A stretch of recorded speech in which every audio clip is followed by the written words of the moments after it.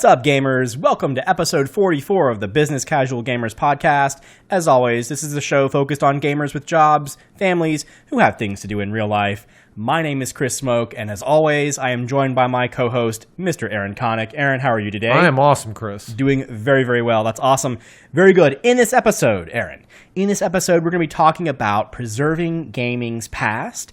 And I'm going to get a little bit of a chance to talk about a game that you might not have heard of for a little system called the PS4 called Nioh. Nice. But before we do that, ladies and gentlemen, if you would like to pick up where we are and find us on the interwebs, you can find us on businesscasualgamers.com. That is our website where we have absolutely everything you need as far as links to all of our pieces. One of those links is Business Casual Gamers on Twitter at BIS Casual Gamers. You will find us. Actually, some pretty good conversation, I think, there. You'll actually find that. I will be posting about the special edition Dissidia cover that I hope to be getting in January. That you won't get. That I won't get, you're right. So check us out on Twitter. Please check us out on YouTube. Just search for Business Casual Gamers there. You'll actually find our channel. All of these audio podcasts are also available there on YouTube in video form, and you'll also find some other things here or there. We're getting ready to put some new stuff out here in the next week and a half or so that will be really, really fun. And, of course, please take the time, if you wouldn't mind, to rate us on iTunes, Google Play, wherever you actually consume the podcast, Stitcher, whatever. We really, really do appreciate those ratings. It helps us grow our audience. So with that, Aaron, we're going to move into our BCG discussion topic of the week. I talked about it a little bit, preserving gaming's past. What does this mean, Aaron? Yeah, so at the beginning of our gaming life, when you go all the way back in the hobby like we do, there was always a focus on what's next, right? Mm-hmm. You get the game and you say, man, the next one's going to look so much better. The next console generation, the processing power, the graphical power. Everybody really focused on the future. But we're so many console generations removed at this point. The hobby is measured in decades and not years. And we're to the point now where we're still thinking about what's the next big game. But just as much as that, we're taking stock of what are the great games from gaming's past. And a discussion starts to emerge when you go down that path, which is, how do we really, as a community, want to preserve classic games, right? And there are a lot of different thoughts on this, and there's a lot of different alternatives that developers and that people in the community have pursued as far as this goes. So on today's show, we really want to explore some of the ways that the industry is attempting to preserve the past. And we want to talk through both some good and bad examples of how we've seen this done, and especially games that are really both near and dear to our hearts, but entire generations, as we'll start to get into, to say, how do you go back to a console generation when you were a child and say, I want to make sure that all of this is preserved, so that when I tell my children, you remember the Sega Genesis or the TurboGrafx 16 or stuff like that you have a mechanism to do that without having to essentially run a museum of gaming history. So Chris, the way we're going to break this up is we're going to talk through some different popular ways that we've seen in the industry of how they try to do this. So the first one that I'm going to introduce is going to be what I'll call the console or the developer collection. Okay. Now, what this essentially entails is this is basically a straight port of a bunch of different games with almost no significant changes to the original code. It's basically just, hey, we found a bunch of old stuff, we jam-packed it on a disc or a cartridge or whatever the case may be, and we're going to sell it to you at a value price. So, Chris, what are your thoughts on this? I mean, when you go all the way back to some of the really early games, I mean, you think of like Atari. Nobody's going to the store and dropping even $20 to play Pong again, right? Let's be honest. Well, I just spent $200. Oh, yeah, that's because you visited the Sears again that you did as a child, right, and they're still selling Pong. Sears, it's still there. They haven't taken it down. One day they're going to sell out. One day. No, it's interesting.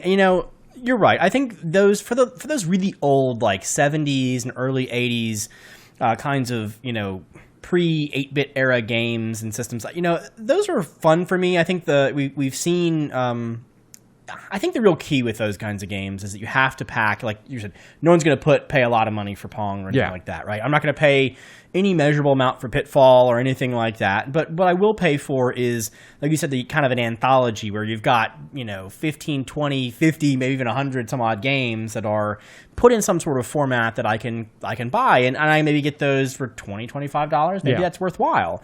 And, I think a lot of the reason that we talked about it, I think selfishly that we look to do these kinds of things is that we played those games back when we were growing up. And now as we're getting to be, business casual gamers, we're getting to have children, or we were looking to move on, there are, a non-zero number of us out there who are, and I've talked to my friends about this, where they say, how are you going to get your kids introduced into video games? And everyone says, I'm going to put them in front of the NES, or I'm going to put them in front of the Atari or whatever. And, this is a very, a really good, strong way for us to take, that kind of developer or that console that we really liked and kind of wrap a nice bow around it and present in one form that doesn't lose the children's attention or whatever it might be, right? Because if you were to do that, think about it. If we were to actually be real collectors, like some of us might actually be, a lot of these might span multiple generations. To your point, right? It could be Atari, it could be Coleco, it could be NES, it could be beyond. And the last thing you want to do is have to go collect all these games over all these consoles, and and then you play one game, get bored, unhook, rehook up the new system, get everything working again, try it again. Those kinds of things just aren't. I don't think are really sustainable long term. And for this case, when you're not, I think many of us don't necessarily want to use emulation, because we want to be able to pay the developers for the time and reward them for the work they've done, even if it was 30 years ago. And so I think that's really a fun thing for us to do. I'm really excited about those kinds of opportunities. Yeah, and I think this is something that, as a product, can be a definite win-win. Because for the developer, right, if you're just having to do a straight port, and you're just saying, I have all the source code, I have more modern technology, and I have more disk capacity, and what used to be on a cartridge before, now I can jam 20, 30 of those together and without any significant storage space. Maybe I can make it downloadable, or even if I have to put it on a disk, that's a far cheaper proposition than it was back in the days of cartridges, or certainly having to stock store shelves. And on the buyer side, you're getting a bunch of games for, a lot of times $20 or less. I think of some of the better examples of this. Take something like Sonic's Ultimate Genesis Collection, right? I am not going to pay $1 to play Sword of Vermilion again. What? I'm sorry. That game is hot garbage. Yet, once I bought Sonic's Ultimate Genesis Collection, it was the first game I played on it, because I wouldn't have bought it for this. I wouldn't have paid $1 separately, but the fact that it was there and I remember playing it as a kid, I wanted to see what it was like again. And I think having that collection where, maybe 5 games you really are genuinely curious to play. So in that game's case, in the collection, I really enjoyed all of the Phantasy Star games. I like Shining Force. I like the Sonic games. And so I knew I had this baseline of enjoyment that I was going to get out of that product that cost me $20 or less. And he said, okay, I'll take a trip down memory lane. I'll play. I did one of our past episodes. I was assigned Kid Chameleon, right? I didn't have to pay extra to play Kid Chameleon. I just played the game I already owned because I had this collection. And so I think it gives you kind of that, you almost have the oddity collection of all these kind of games that you really would have ignored, and you maybe don't even intend to play longer than 15 or 20 minutes. But there is enjoyment to be had out of just having that historical context to say, here's what a new release was back in the day. And you could tell your kids or your friends, hey, you remember that time when I rented this game not knowing what it was, and this thing was a complete piece of garbage, and I had the rental period that I was stuck with this game for. Those are the types of things that I feel like these collections can really do to enhance a real gamer who has some history in the hobby. It can really enhance their experience and give them a product or a collection that they're proud to have on the shelf. Yeah, and actually, you brought up a really good point that I want to go back to, and it's a little bit of a sidestep, so bear with me. Yeah. I really think that the reason we have these types of things, specifically for these older consoles, I would like to give nods to the folks that do emulators, honestly, because here's the thing, right? It might sound easy to write an NES emulator, right? Now, this is speaking as someone who's written one before. I mean, there are so many nuances to how those cartridges changed and how like they took advantage of little eccentricities of the hardware and such that are very, very difficult and very challenging in some cases to emulate. I think if the great people who put time into actually building those emulators, and even still do to this day, like the Dolphin project, for example, is one of the most. I follow Dolphin like almost religiously because it's so cool how they're putting all this effort into things.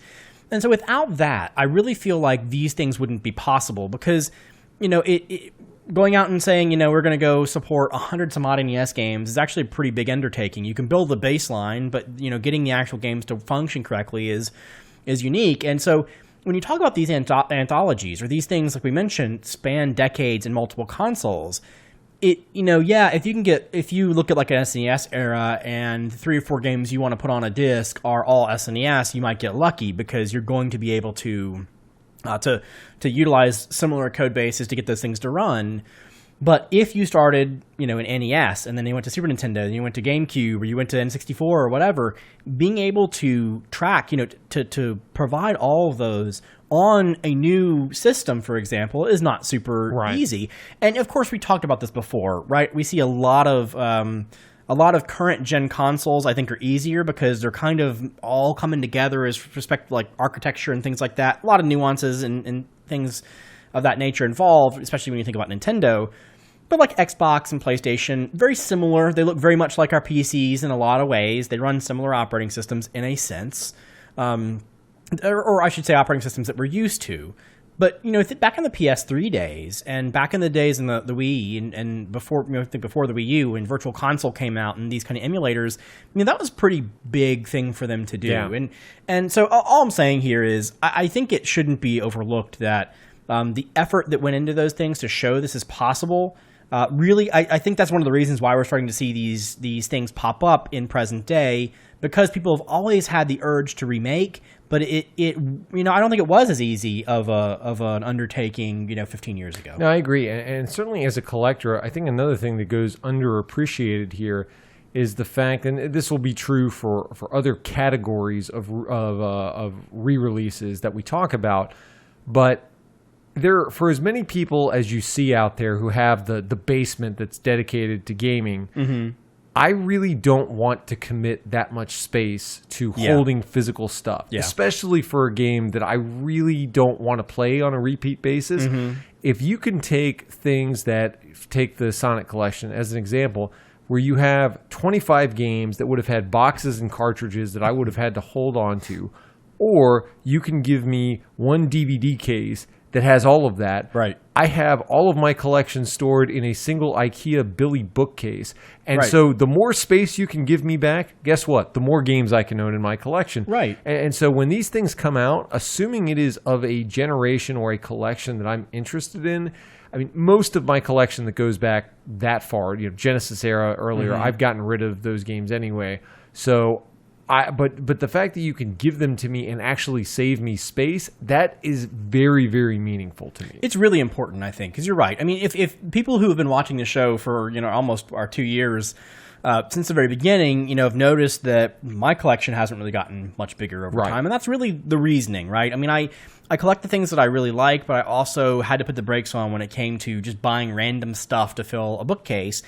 I think majority of people don't like being tied down in that way, and so not saying it's wrong or it's right to go one way or the other, but many people want to do that. Like for me, for example, it's related in a sense, but all of my PS1 games that I play now are on Vita, right? Yeah. I do the same thing. I want to be able to carry those games around, and if it's not on Vita, I don't play it. Yeah, I think it's a great point. So another collection I want to call out is done very well.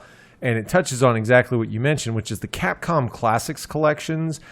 They brought them out for both PSP. There was kind of a lesser version for PSP, but also I own them on PS2. It was 2 games, and you could probably go back and pick them up for $10 a piece. But they did a really great job of exactly what you described, which is spanning multiple console generations, yet putting it on a PS2 disc and not requiring you to have multiple hardwares. they didn't have absolutely everything. There were a couple of key games that I think are missing. But when you look at what is on there, I mean, you talk about a lot of their best arcade games. You talk about Magic Sword. You talk about Final Fight. You talk about all the 8 million versions of Street Fighter with, Super, Hyper, Turbo, whatever edition. Special edition. Exactly. Ultra. You have it all there. And that was a really well-done collection. Now, where I contrast that is both the Atari Anthology and the Midway Arcade Treasures collections. And so I call those out as kind of misses, because those are a little bit older games. But as we talked about earlier, if you want me to go back that far, you better have them all. And neither of those collections, they have the most notable ones. But if I want to buy an Atari collection at this point, I want every game that ever came out for Atari, or I'm really not interested. And I say that because it is something where I don't know that there is a single game that I'm really interested in playing.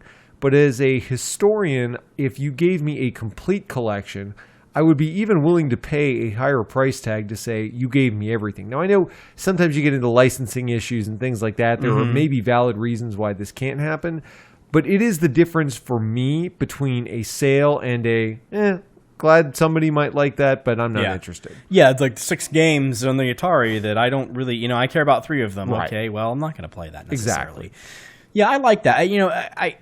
I like the Capcom Classics collection. It is, I remember looking at that one and really wanting it. Now, for me, the funny part is, I have some of these collections, but I don't go out and seek a lot of them because the ones that I really do care about, I kind of already have, right? The same kind of thing with the NES Classic or the SNES Classic that I probably don't even want to talk too much more about. It will induce rage in me. Trying to find one of those. Absolutely. Well, let's talk about the next archetype that we've seen. And I'll call this the franchise collection. So in the past couple of generations specifically, you have had the rise of the trilogy or the rise of the series game. And it feels like any decent game or any big publisher out there, when they put out a game, they've got a plan for sequels right out of the gate. And so one of the things that we've seen as part of that is a repackaging of all the games in the trilogy or whatever the case may be. And this has been something that I've really latched onto personally because, again, for the same reason, if you, let's say you missed Uncharted the first time around, and or maybe you picked it up, you saw the last game, but you didn't really want to pick off the first 2 individually, or maybe you traded it in, or whatever the case may be. Right. It gives you the chance at a value price to go in and get everything. And if you say, hey, this storyline, this character, whatever the case may be that draws you to the franchise, you get it all. And as an added bonus for many of them, now that we're in the DLC era, a lot of people start their experiences a little bit splintered because some people buy the DLC, some people don't. Right. A lot of times when they do these re-releases, they basically give you the games and all the DLC. And so you realize when you come back, you get absolutely everything. And that is something I personally have really appreciated. Yeah, it's interesting you mentioned the Uncharted thing because I think it's funny. Uncharted 2, I think, is where most, if you were an quote-unquote early Uncharted adopter, Uncharted 2 is probably where you first started getting in. Now, I know some people who started Uncharted 1 are probably screaming at us, but I think that's what a lot of people. I was one that started with 2 as well because it was just such a different kind of a take. And so when you think about the Nathan Drake collection that was released recently, that's really cool because it does give people the opportunity to go back and see those games. And here's the other thing, and we've talked about this in the past. We know we've said that graphics don't matter and things of that nature. I get it. And gameplay is gameplay, and that's king. Story's king. Characters, all those kinds of things. But if you go play Uncharted 2, and then you play 3 on the PS3, right? And then you go back and you play the first one. There is a very strong contrast between, a stark contrast between 2, 3, and then the first one. And it's still a very, very good game. I love the game myself, but, you really look at it and you're like, the textures, it's just clearly Naughty Dog was just trying to figure out how to perfect it. And then when they got to 2, they really did start perfecting their craft. And, I think what's so cool about the Nathan Drake collection is, and these types of things, is they have the opportunity to go back and to polish up and to clean up those earlier games potentially. And you see how, and it might not be anything big, it might not be changing story or anything like that. It might just be, hey, here's some updated textures, because back when we first did this, we didn't know how to get these high-res textures in there. Now we're going to do a little bit more in there to make it better, and we're going to package it into this 1 to 3 thing. Now, I think this is, to me, this is where I collect the most. Yeah, I would agree. I have Uncharted 1, 2, and 3, and I haven't gotten it yet, but I plan to also buy the Nathan Drake collection. And with a lot of these games, I want to do that. Probably, honestly, part of it is, and maybe it's laziness, maybe it's the BCG mindset that I don't want to have to change discs, but I like that. I like being able to play everything on 1 or 2 discs without having to fish out 3 or 4 cases from a closet. And it's funny because I went, this is probably about 3 months ago, I went online and there is, there's places you can get it, lots of places, but I went through a comprehensive listing of every collection that had been released for the PS3 era and later. And I at this point own most of them. I just went down the list and said, all right, if I liked it, I bought it. And, whether it was the Sly collection, whether it was Uncharted, whether it was Mass Effect, whatever it was, I just went through the list and said, if I ever liked any of these, I want to own it. Now, another thing that some have done better than others, but when I've seen it, I've really appreciated it, which is either the commemorative packaging, so that the physical product was something that, even if you owned all the games, it gave you something to put on the shelf and really admire and have that upgraded packaging, or even if it was something that was just a, hey, as they release these, maybe the logo wasn't consistent or whatever the case may be.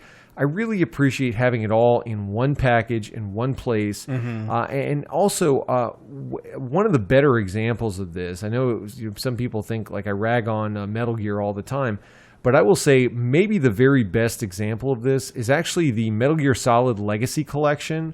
For those of you who haven't seen this, not only is it so impressive because it has so many games packed into it. I mean, you go all the way back to NES era Metal Gear, all the way up to Metal Gear Solid 4. I mean, it is a truly impressive span. But one of the things they did so well is that they had really commemorative art and the stylized intros once you actually get into the game. It has a cohesive look as you go from game to game. And it gives you the history. It shows a timeline on the packaging and in the book of when these games were released. And I really appreciate the fact that not only did they just give you the games and gave it to you for $30 rather than selling the sum of the parts, but the fact that they gave you information in a way that would help you appreciate the history, even if you weren't there for all of it. I really feel like they did something that I hope others learn from. Now, again, Metal Gear is a series that is very unique in that it spanned such a long time period, and there's very few big-name franchises that go back all the way to NES era. But I love the fact that they did that, and I hope that as we have other franchises that span that 10, 15, 20-year mark, I really hope that they take a cue from that collection and celebrate the history that's there. Oh, I'm a sucker for that stuff. I mean, unfortunately, they haven't done it to my knowledge, but like Final Fantasy, for example, I have a lot of the Final Fantasy art books, or not necessarily art books, but I actually don't know what they're termed, but they're basically just, they have a lot of the concept art, they have a lot of the character sketches, concept kinds of things. When I go out and I buy one of these collections and I put them all, I look at them and I see like back in the NES day when we first did Metal Gear, here's some of our our sketches on how these levels work, or here's sketches on bosses, or how the mechanics of the game work, or whatever, and you see that all the way through. It is so cool. Like I had it's not the exact same thing, but I bought a book called Legends of Localization for, I think I've mentioned it in the podcast a while back, for Legend of Zelda. And basically, this guy had done a lot of work in how the Japanese game was translated and localized into English and other languages. But in doing so, he gathered a lot of just interesting little anecdotes about how they did it and why they did it, and all these kinds of really interesting nuances that fans will certainly appreciate. So anytime someone does this, like the packaging is very cool to me. I might not buy it for the packaging personally, but I'll buy it for like art books or concept things, or like, I almost bought the I Am Setsuna art book as well, just to kind of see some of the grand, environments and how they painted those things together and put the characters in there. doing that for a longer term, a franchise is so cool to me. Yeah, and I think for those of you, I'll give also kudos to the Mass Effect trilogy. If you have not seen the packaging on that, the packaging is phenomenal. It is the best one I own. It is gorgeous. They did such a great job of making it stylistically consistent, but also it's got this really nice fold-out book. All of the discs have consistent art and logo work. It is very impressive, and I'll give them a lot of kudos for making that product. And, I mean, again, it was $30, so I certainly can't even complain about the price. The one, I would say, game that sticks out in my mind that I owned back in the day but have since gotten rid of that was not what I really was looking for, the Final Fantasy collections back in the PlayStation era. So when they released those, they did, I believe, 5 and 6 were packaged together, and then Final Fantasy 4 and Chrono Trigger, if I'm remembering correctly. Part of my problem with this was actually that the performance, when you went from a cartridge-based format to a CD-based format, the performance was much worse. Really? Load times were worse. It took a great game, and it didn't make it bad, but it didn't make it as good as the original. And so when you're talking about a game in which you don't really add significant features, I'm definitely unwilling to put up with a performance lag, even if you've allowed me to sell my Super Nintendo and move into the current generation. I just don't think that's an acceptable way to say, okay, we gave you the game. Now, I will say, I think that is kind of a bygone era, now that performance is getting to a point where every successive generation, there's no comparison between whether it's better than the last. It's always better. So I would say I think that risk is mostly mitigated now, where I can't realistically see that happening. But I do remember at the time being really excited to say, I want these games. Maybe there's something better or upgraded. This is before we really knew. And I walked away in both cases disappointed, but especially because I did own the originals and they didn't really offer me anything better in the re-release. Actually, I remember seeing those, but were those Final Fantasy ones, were they the original game or were they the upgraded They were graphics? the original game. Okay. There may have been some tweaking or balancing that occurred. I can't recall, but it was definitely pretty much a straight up port from an appearance standpoint. Yeah, and I think that's a point that I want to make, is a lot of these companies will try to improve on a franchise one way or another. Final Fantasy is one of the, they have iPad versions or whatever, and if I want the iPad version of Final Fantasy 6 or 3 or whatever, it's not the game I had on Super Nintendo. And packaging those kinds of things up, I think it personally, just my personal opinion, I feel like it loses a lot if you package up, the newer version versus the original. Like if you're going to give me an anthology or give me this, this franchise collection or whatever, it needs to be, or at least you need to conclude all versions. Yeah. So give me the opportunity to play the thing I played back in '95. Yeah.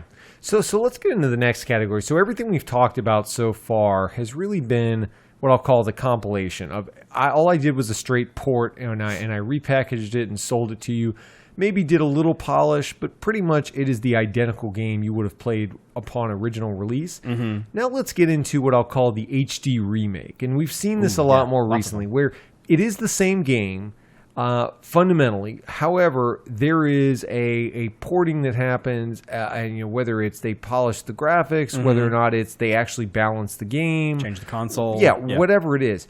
I will tell you that I, much like the collections, have bought this hook, line, and sinker, and I have bought more games that fall in this category, and it's strictly because if I love a game, I don't keep many. I've talked about in past episodes, we both talked about our philosophy of what we keep and what we collect. If I own a game and I go back to it, I want to play the best version of that game, and this allows me to have the best version. Yeah, no, I agree. Last of Us is one that comes to mind, and that was, I think you're right. I think they're getting so much better at doing these kinds of things. I played the PS3 version, the original version of Last of Us. I loved it. We've heard it all before, right? But then when the PS4 version came out, I thought, why would I, kind of like Grand Theft Auto, why would I go through and buy the same game again for the same $50 or $60, whatever it might be? And then, one day I think I found it online for $40, $45, whatever. I bought it. Oh my gosh, it was some HD remakes I think are kind of, like I said, with the texture replacement thing, like here's cruddy graphics with texture replacement or whatever. Right. Well, games like Last of Us, for example, are really good graphics with even better textures and better textures. And, the definitive edition of Last of Us to me is the PS4 version. It is so good, so much, in my mind, so much better than the original. And the original was a 10 out of 10. Yeah, so, it was a great game. I mean, I think that was, I love having people do that. And one of the other things I like about it, in particular, is that it lets me, when we talk about this kind of stride between like PS3 and PS4, and then look at PS5, whatever it's going to be, I am really concerned about having to keep my old consoles around, like last gen. Like I want to put, like, here's an example, right? I want to play, let's say like I don't know, pick an RPG on PlayStation 3. There are lots of PS3 RPGs, like Nioh Kuni, okay? But Nioh Kuni is only on PS3. I really, really, really want to play that game, especially before, or finish playing it, especially before Nioh Kuni 2 comes out in PS4. I would kill to have, a reimagined HD version of that game come out on PS4 now in preparation for that new launch. It would reinvigorate me. What has to happen instead now is I have to dig the PS3 out. I have to, I don't have it in my game room normally, so usually it's like a streaming box or something. Right. So I'll have to go, utilize that. And that, to be perfectly honest, that is the reason why I haven't played and beaten the game, is because it's just such an inconvenience. So if you can take your big hits at the end of a console generation and then port those over and give you those kind of HD, those upgrades to the new console version, or you find backwards compatibility, it is so much better. And I will buy, like you said, I will be hook, line, and sinker into that particular deal. Yeah, and that's another thing. I've gone through the list and said, what's out there? There have been entire games. So, give you an example. I played Batman Arkham Asylum. I didn't play Arkham City. And I ended up buying it. So, I had it on PS3.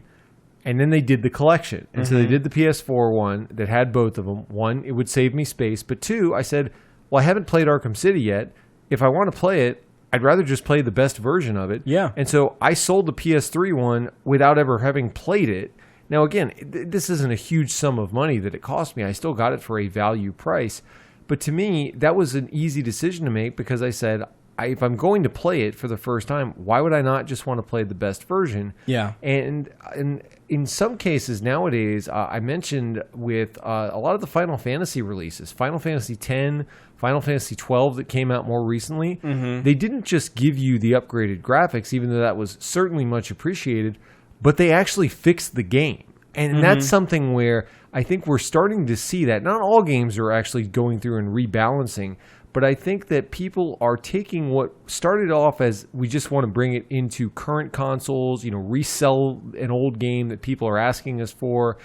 But while we're at it, why don't we just fix the things that people didn't like? Or in the case of Final Fantasy X, if there was an international version with content that we never released, then why don't we just go ahead and give that to everybody? And so it's kind of a chance to not only experience the best version that nobody's ever experienced before, but if there was content that was region-specific, it's a way to consolidate all of that and give everybody, even if they played the original game, it gives them a new experience. Well, actually, it's a good question, because where do you draw the line? Because, I just made the comment a minute ago on Final Fantasy 3 or 6, whatever you want to call it, that if you're going to give me a version, don't give me the upgraded iPad version. Give me the version I had in the Super Nintendo. And, I don't know. To me, graphical updates like that, graphical overhauls are not cool. Sure. And it's interesting you say that, because I'll give you an example. Shadow of the Colossus is something that's going to come out, right? I know you like Shadow of the Colossus probably a little bit better than I do. I liked the game, but I found the controls to be a little bit obtuse, right? And we talked about that. It's kind of par for the course for those kinds of games from that developer. And they obviously they're coming out with a new version of it, and same kind of HD remake kind of a thing. And they've already mentioned that they're going to try to change the way the controls and some of the way these things work. I guess the question is, where do you draw the line with respect to because there are going to be people, you love the game, right? There are going to be people who say, like, it was fine the way it was. Yeah, there's no fixing needed. That takes the charm away. No fixing needed takes the charm away, even if it's as simple or as hidden away as you have to go into the options and you change controller mappings from mapping 1 to mapping 2 or whatever. Even if it's that, you've killed the purity of the game. And I want you to remake my game in the most pure fashion, meaning the look can change, but the feel can't change. What do you think, Aaron, about that particular perspective? Because I see both ways, honestly. Yeah, I think the reimagining, that is by far the riskiest, because I think you risk alienating the player base that is the person who's going to buy this, frankly. Because if you give them something where they said, hey, I would have bought this game again, and I wanted exactly this, and this changed, but you change this, and that, and they say, no, that was my favorite part of the game. Right. Why would you change that?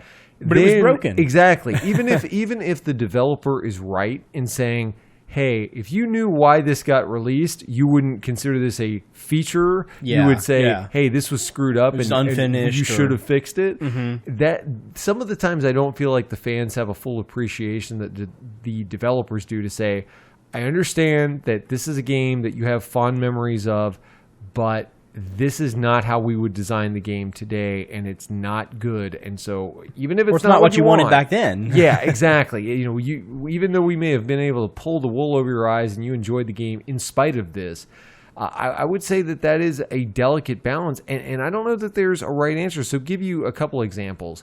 The Ratchet and Clank re-release that you had gone through, or the reimagining, I'll call it. Original, great game. But certainly had some things that, as you start to get into the later Ratchet games, the later ones were just better. I mean, the nature of the game kind of changed a little bit, more weapons-based combat, it's kind of more of everything. And so I think they realized, well, hey, if we ever want people to go back to that, why don't we just if the later games were that much better, why don't we make it more like the later games? Right. And so in that case, you logically can understand that is probably a correct decision from a developer standpoint, because, hey, the later games sold better. So clearly people must have liked it.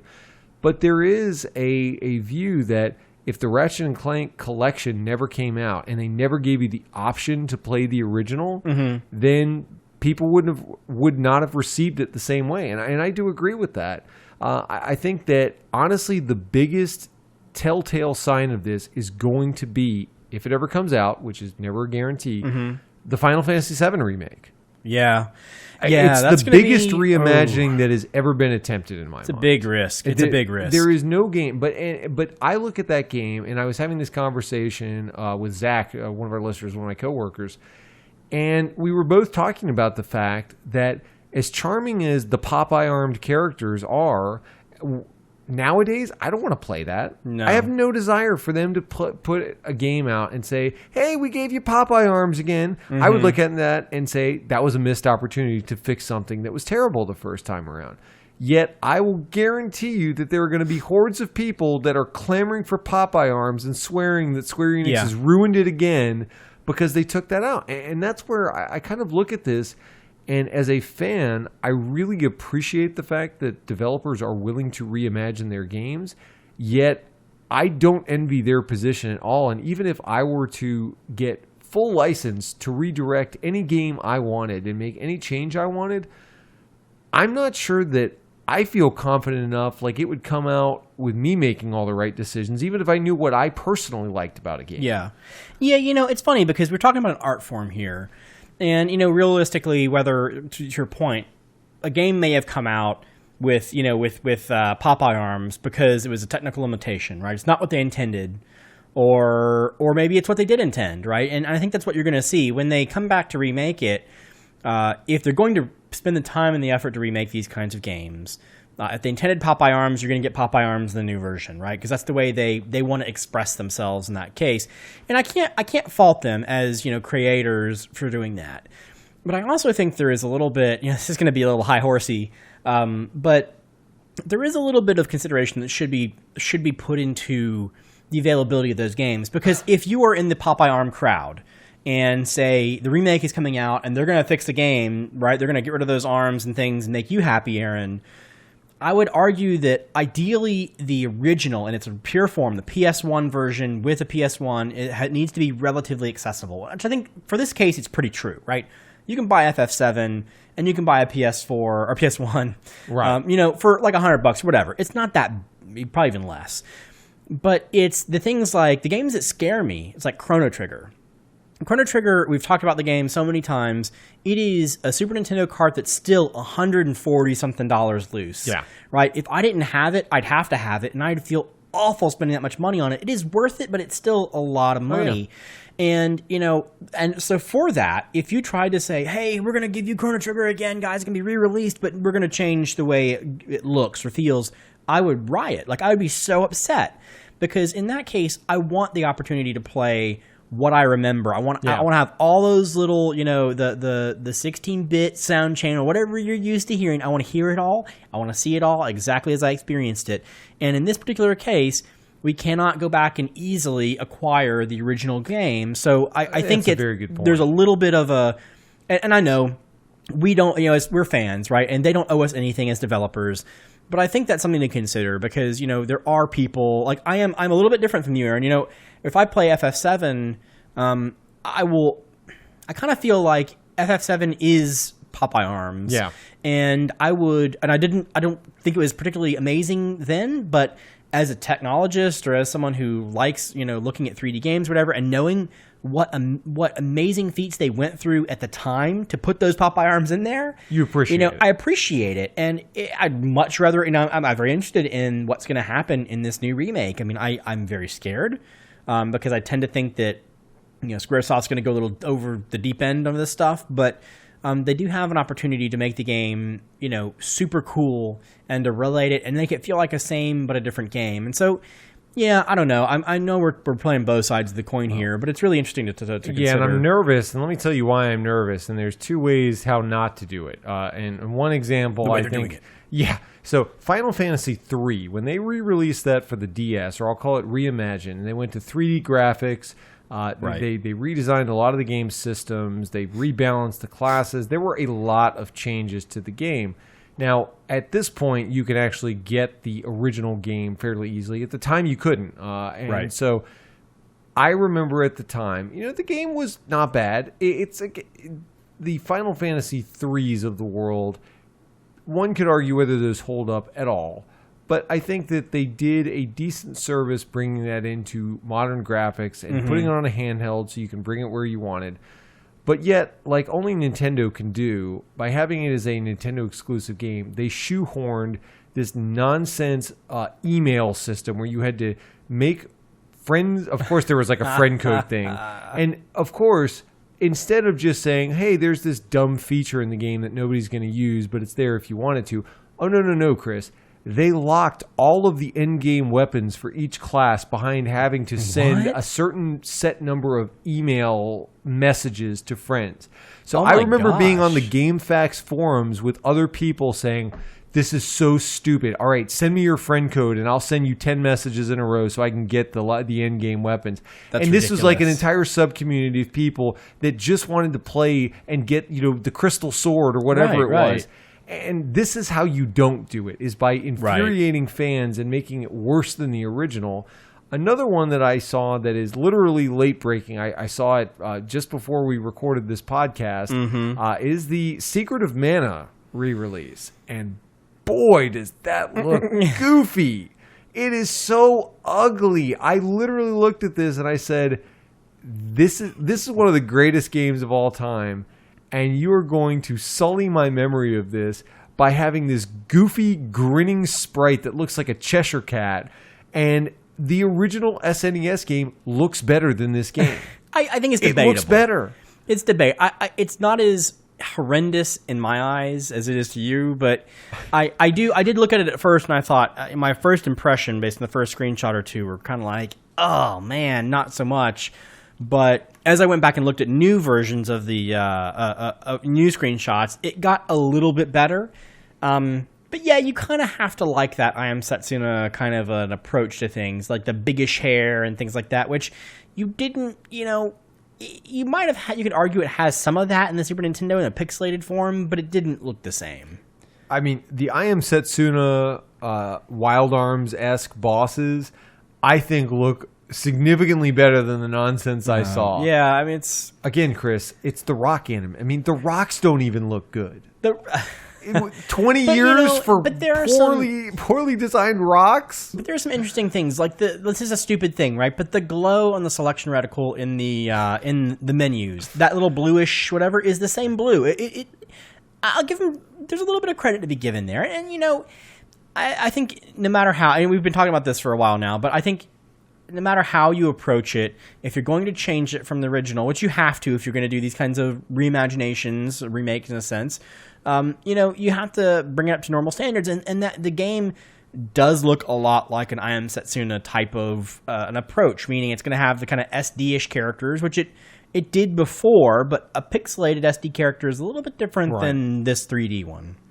So we would absolutely not be able to tackle this topic without bringing up something that is, what's old again is new again, which is the physical box compilation, as I'll call it. Yeah. So back in the day, I can remember, Chris, working in Town Center Mall at Brookstone, and one of my coworkers at the time, he goes to one of those mall kiosks that, people are selling, cell phone covers and other assorted nonsense that nobody buys. And he comes running back after break, and he's like, look, I got this classic console, and it's got like 80 games on it, 80 classic games. And, 2 of them are maybe something that are worth your time. But this goes way, way, way back. And what's interesting is Nintendo has really picked up on this, and what's old again is new again. And both with the NES Classic and then with the SNES, I mean, it seems like they are all aboard the mall kiosk-esque method of preserving games. And they only made 5 of them. And they made 5 of them. So to make you, stand in line outside of, your local Super Potato or mom and pop shop, wherever it is, since, you put stuff in your cart and it magically disappears. Your Amazon Foo has to be, yeah. Exactly. And so, this is something that, while I appreciate the nostalgia of giving you a physical object, and some people like that, some people, rather than trying to go on eBay and find an SNES that works and to make sure the quality's there and to make sure the controller doesn't rattle, all the stuff that the normal consumer doesn't want to fool with, I can appreciate that they're trying to make the purchasing process a little bit easier and build in a little bit more of that physical object nostalgia. But now you're dealing with Nintendo's nonsense supply chain, and it's really what should be a great celebration of 2 awesome console generations has turned into people wringing their hands and throwing stuff, saying, all I want to do is give you $80 and get what I'm paying for. Why is this so hard, Nintendo?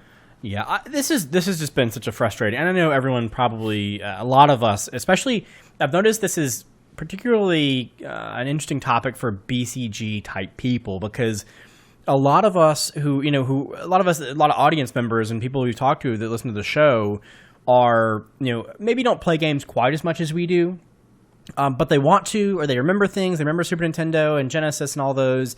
And I had a couple friends who really wanted the NES. I wanted the NES Classic.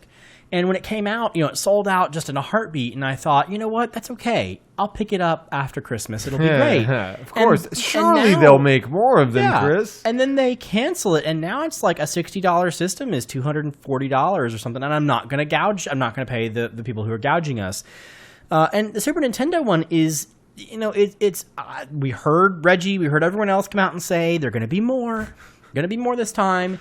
And, a week ago, whatever, in the middle of the night, 4 o'clock in the morning on East Coast, it drops and it sells out in like 2 minutes. And you showed me the Best Buy card. Yeah, and this is what's so frustrating me.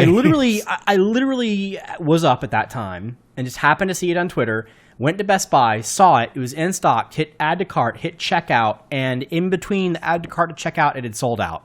And so now I still have the game console in my cart. And Best Buy reminds me, hey, this is out of stock. You're not going to get it. I will stab you. And it's like, you're right. For this really should be a celebration of everything awesome. We should be able to take all the business casual gamers out there who don't have these consoles, who have not done like me and bought like a Super Famicom or a Famicom or Super Famicom, cracked it open, desoldered things, put new mod chips on to give it HDMI output. people who want HDMI out Nintendo cartridge or Nintendo games or Super Nintendo games should be able to do that. Should be able to put it in front of their friends, just play it themselves, put it in front of their families, their kids, their friends, whatever, their parents, and just say, look, remember how cool it was when all this happened.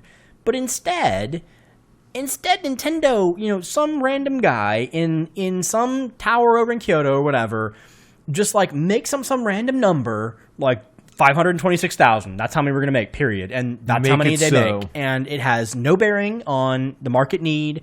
And, at that point, and I know, they're a company that can kind of do what they want, but it's almost borderline just truancy. I don't know how I'd even say it. It is so frustrating. You've abandoned your responsibility to they really the have. They really have. That is who wants it. I mean, this is not... You don't release a system like this for the price gougers, right? You're not releasing this to have people stand in line so they can resell it for twice the markup.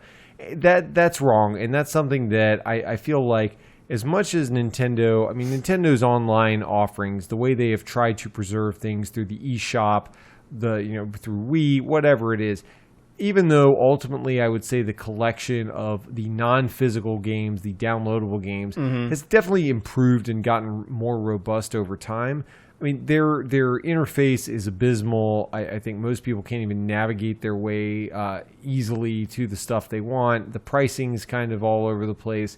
And so they've kind of, even if they haven't completely failed because they have made it available, certainly nobody likes the Nintendo way of doing business when it comes to downloadable. And so I had just naturally assumed, okay, well, if they're going to go this more physical route, clearly they're going to get this right because this is their wheelhouse, right? Dealing with retail product.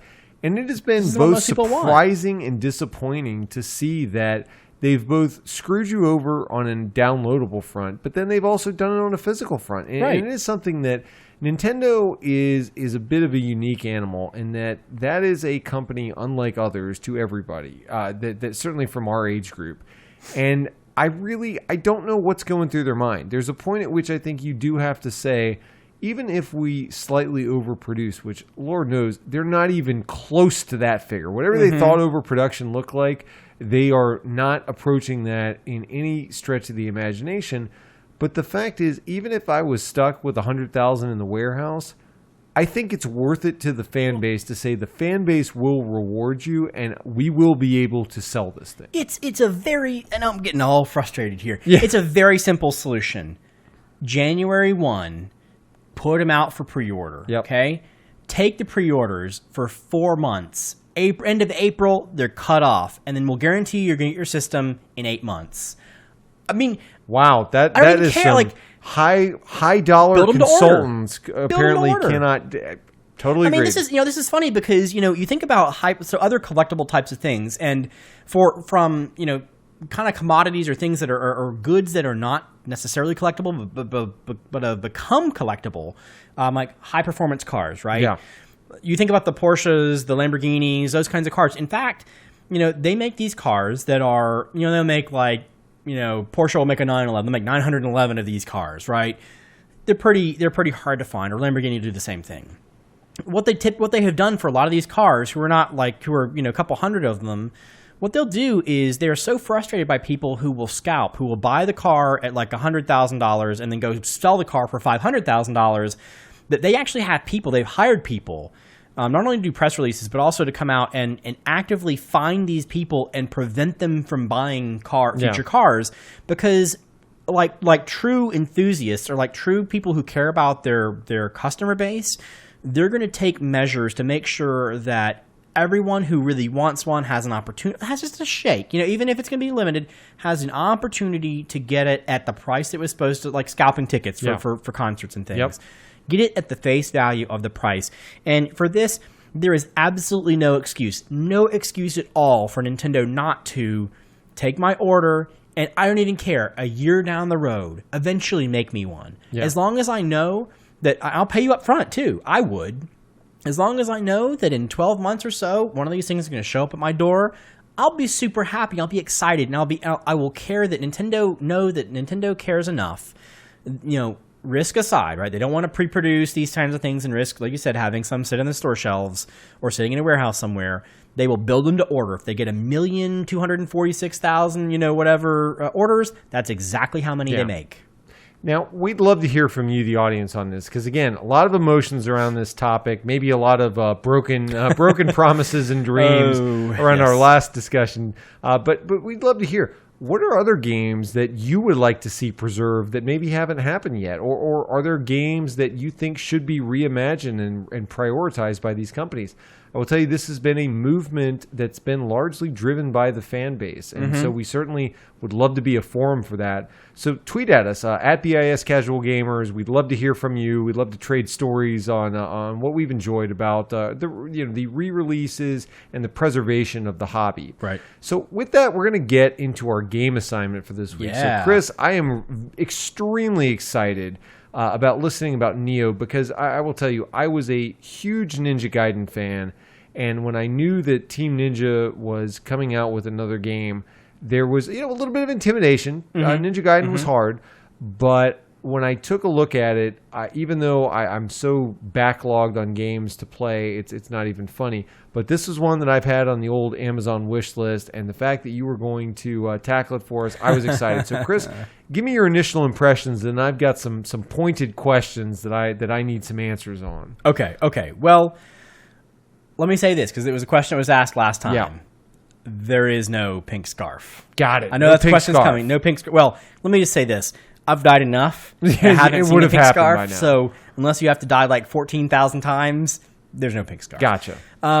But so here's the thing. We've talked about these games before in the past, and it's a very interesting assignment for me in particular, because I don't typically, I like these games. I can appreciate what they are, but I don't typically play them. And so, a couple months ago, I think I mentioned on one of the shows before that I bought Dark Souls 3 and Nioh, because I wanted to force myself, just kind of provide a forcing function for myself to come into this game and try it again, or try those kinds of things again.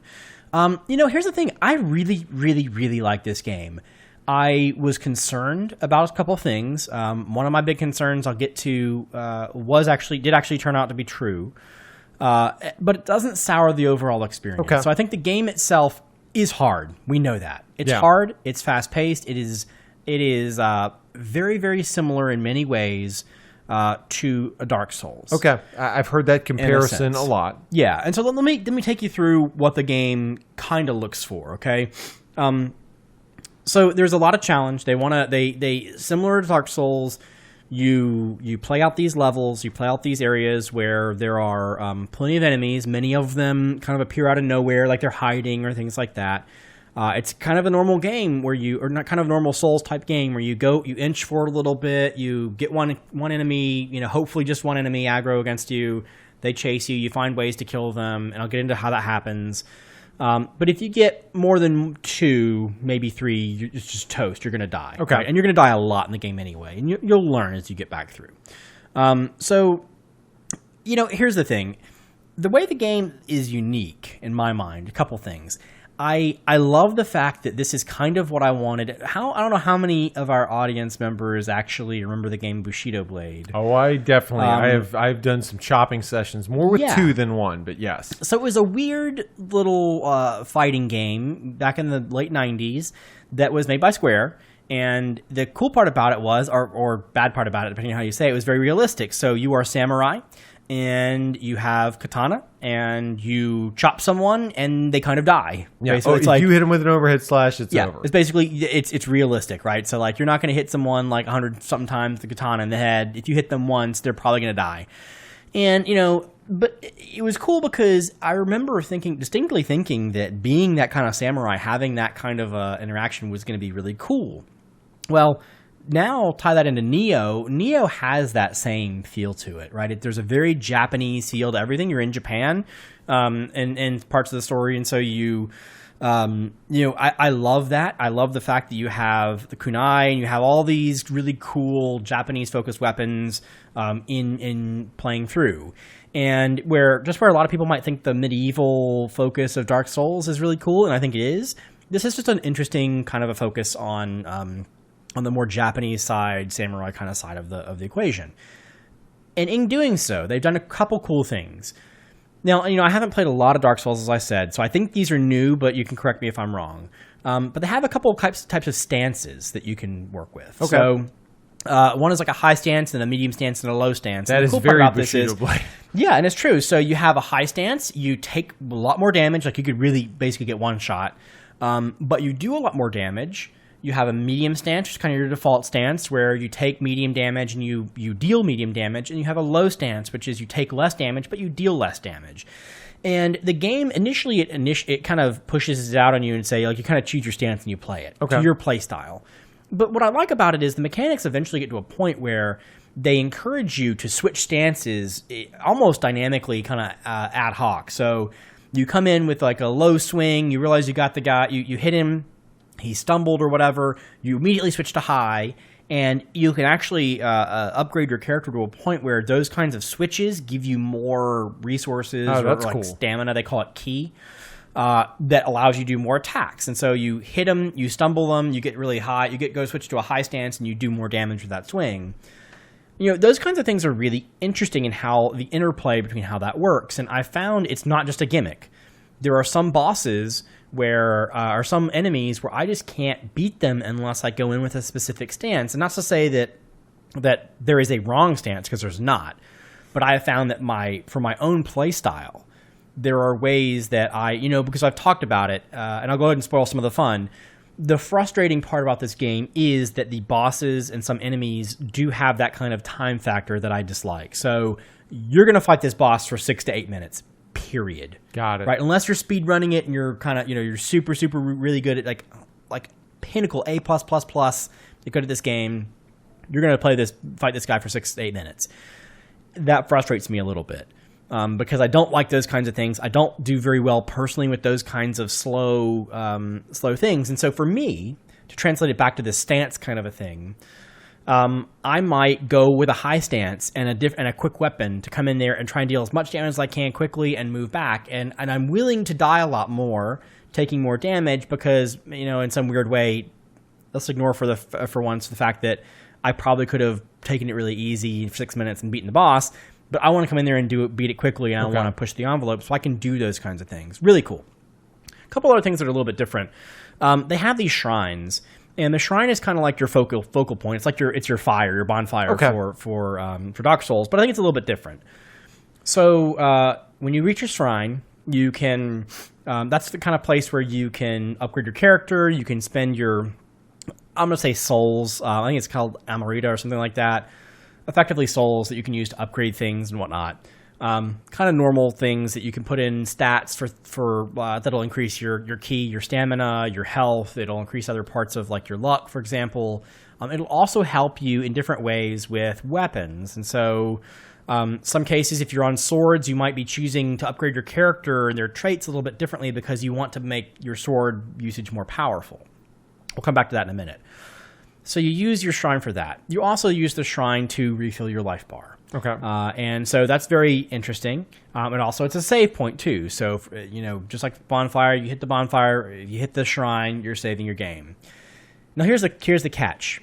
Whenever you hit the shrine, all of the non-boss or mini-boss enemies respawn. Oh, wow. So, yeah. Real cost. Real cost. So here's the thing that might happen, right? You might spawn, you're going to charge into this area, get the first enemy, you make a mistake, he takes half your life, you kill him, and you're like, oh, no, let me try that again. You run back, and you hit the shrine again, it fills your life back up, and the enemy comes back, you run back in, and you do it better. And I actually think, that might sound frustrating, but even for someone like me who doesn't have a lot of patience, that was fun because I'm like, okay, well, what did I do wrong there? I charged in too much.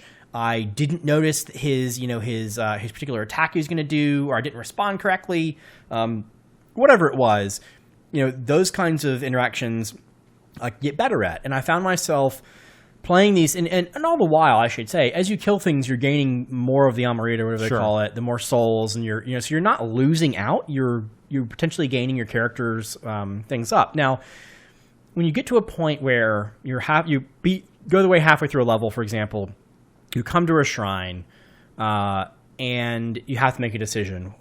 Do I get my life back? And by the way, it also refills to some point of your health items. Do I go ahead and take this and save and then know I have to go fight those things back again, next if I want to backtrack, or do I not take the save and take a risk so that I can go back to this other part and not have to beat enemies? I see. And so those kinds of things, I love that kind of stuff. I thought it was cool. That sounds like a really interesting risk reward, but also it's kind of a very clear indicator of you getting better at the game. You know you're better because I walked through this point with more of a life bar and taking less damage. Right, exactly. And, so there are a lot of things like, just like everything, stamina is really important. You use stamina a lot. And I don't actually know if Dark Souls does this. I don't think Demon Souls did in the very beginning. But you can see enemy stamina bars. So, you can actually see, and there are physical representations that are in animations as well, but you can tell when they've exhausted their ki or their stamina. So that's when you go in and attack. And so you can do those kinds of things if you like. Weapons, I mentioned I'll get back to. Weapons are kind of cool in that there are many different types. You can choose any kind to play with. But in the very beginning of the game, you kind of settle on 2 because you can swap back and forth them kind of on the fly. And as you use those weapons, you get more proficiency in those weapons. And so the more like broadsword kind of things you use, the better you get. Or axes, you get better at that. Spears, you get better at that. Or if you want to go with something quicker or less powerful, you can get better at that. And so, like we said before, I like these kinds of games that tend to adapt to your particular play style. And because, despite the fact that you're dying, but because you're moving forward all the time, in a sense, you're getting more experience, you're learning.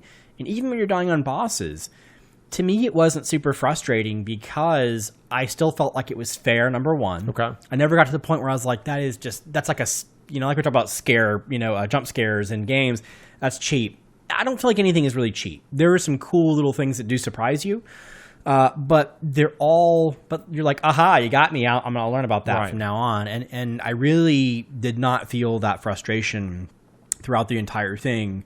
So combine that with, the stats growing, the weapons, the shrine pieces, those kind of key mechanics we're talking to. The big question. Well, actually, you know what? Let's start with your questions. Go ahead and what are your questions? Because I've been talking for a bit. I'm curious with Dark Souls. I mean, I know you haven't played a ton of them, but a lot of people, when I at least read some of the discussion around this game, said, this thing fixed a lot of things about Dark Souls that I didn't even know that needed to be fixed. Mm-hmm. Was there anything that stood out to you? I know you've played more Demon Souls than anything, but was there anything that stood out that as you had that mental point of comparison? I mean, I know the setting obviously was very different, and you mentioned a couple things. Was there anything that felt kind of either heads and shoulders above Dark Souls or something that really clearly differentiated this as I'll call it like the newer or shinier version? So let me ask you this, and I'm embarrassed I don't know this, but when you die in the Souls games, do you have to go back to your corpse to get your gear and things like that, or you had to go back to get your souls? Okay, similar kind of mechanism here. Nothing aside from that, really. The real gimmick to me that I had not seen in Souls, or maybe I'm wrong, is that you hit a shrine and you're making that trade-off to get life and items and save, and it resets everything in the level. That was interesting because I ended up using that a lot to help grind, and the reason I was okay with dying on the bosses was I was like, you know what, I'll just go grind a little bit more. I'll go get some more Amarita. I'll go get my character up a little bit more. Maybe next time I'll be more powerful. I'll be able to beat him. I think another thing you touched on that sounded particularly appealing to me was the fact that you have weapons that you're specialized in. Now, in Dark Souls, they focused on particular stats that naturally align themselves to going with certain weapons.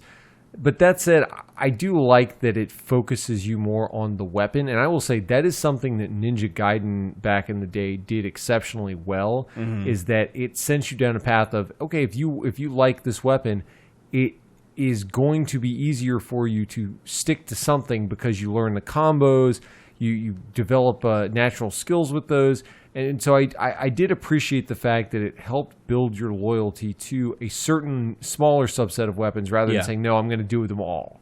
But, on the same side, I like that too. But on the other side of the coin, if I spend the entire time playing with swords and I just don't explore this other type of weapon, and then later on in the game I find out that I want to use that weapon, it's not going to prevent you from using it. Okay. And it's not. I don't expect. And I haven't gotten that far in the game, but I wouldn't expect it to be a deal killer. Like you can't beat the game because you didn't spend 6 hours leveling up like spears or whatever it is. Absolutely. So let me ask you that, because I think this is going to be something that's on a lot of listeners' minds. So you described the difficulty of the game, but let's say somebody does not call themselves a hardcore gamer, and they're having serious questions about, if I buy this game, am I going to be able to find any enjoyment out of it whatsoever, or am I just going to get my head beaten against a wall? What are your thoughts to that player? Yeah, and so it's funny because I've said it before. I used to describe myself as a hardcore gamer. I don't do that anymore since I became a business casual gamer in a sense. And that's not a problem. Here's the thing that I think you need to get over if you are going to enjoy this game. We've talked about it before. Some business casual gamers, and myself included in some cases, when you get into a game, like when I play an Uncharted, I hate saying this, but it's true. I just want to beat the game as fast as I can. I enjoy it, but I want to see the story, and I want to go keep going. So I have very, very, very little tolerance for dying. This game, if you have no tolerance for dying, you shouldn't be playing the game, number one, because it is Dark Souls. It's a little bit faster, more fast-paced in a sense. But I don't have any expectations about when I'll beat it. The story's there, but I'm not really interested in the story. To me, this is more of a long haul challenge for me. And, I have not, like I said, I've not been frustrated by it. I've died 20 plus times on some bosses, and I've hated some of those boss fights. Don't get me wrong. I've hated them. But I can appreciate the way they do it, especially they were shorter. But I don't think you have to be hardcore to like the game. You just have to say, look, I'm going to take this game an hour at a time, and that hour could be filled with 50 deaths, or that hour could be filled with movement forward. In reality, what's going to happen is it's going to be, an hour you'll probably spend 20 minutes, 25 minutes doing new stuff, and the rest of it dying and learning. But one of the things I'll add is that the game has a lot of little things to go collect and find. There are a lot of little secret passages or, different ways to go around certain areas, certain enemies and things. So for me, I wanted to go explore, and it got me killed a lot too.